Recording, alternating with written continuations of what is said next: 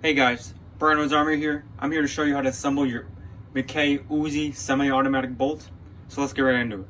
The first thing the instructions call for is you need to actually take out your old extractor and your old extractor pin and just put that bad boy in. So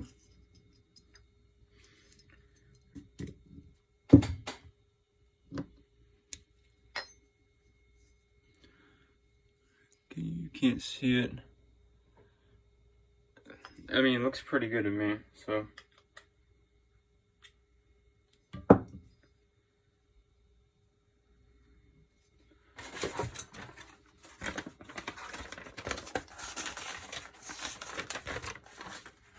So, it's supposed to be along the groove.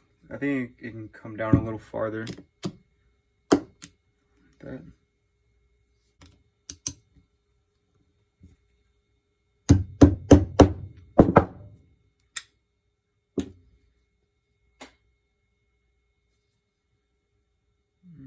That looks pretty good to me.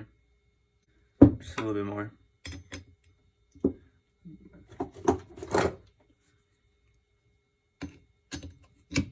Oh shit, fell out.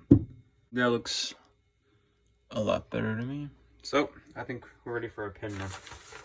So you have to reuse your old one. Alright, so now I finally put it in on the right side and we're gonna get started on the striker assembly. So, go back to the instructions real quick. So, it calls for it being this way, and then we need this buffer. So there's holes, and then you just line the hole up on that. And then I'm gonna start the roll pin a little early, just so we know everything lines up. So get the roll pin, get my hammer. Okay, started. And then it calls for your firing pin. So there's two sides of your firing pin. There's a flat side and there's a curved side. So put the flat side up, just like that.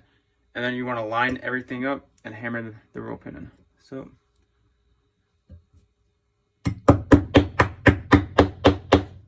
shit moved.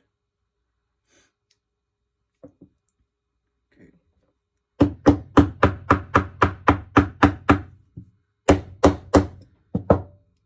Okay, now we're just gonna hit it down a little more. Alright, it looks fine to me. So that's basically it. So you just put your striker spring on. It can only go on one way. And then obviously you get your bolt. Recoil spring goes in the big hole. And then you just want to put your firing pin in. So let's show you. It goes into that one. So just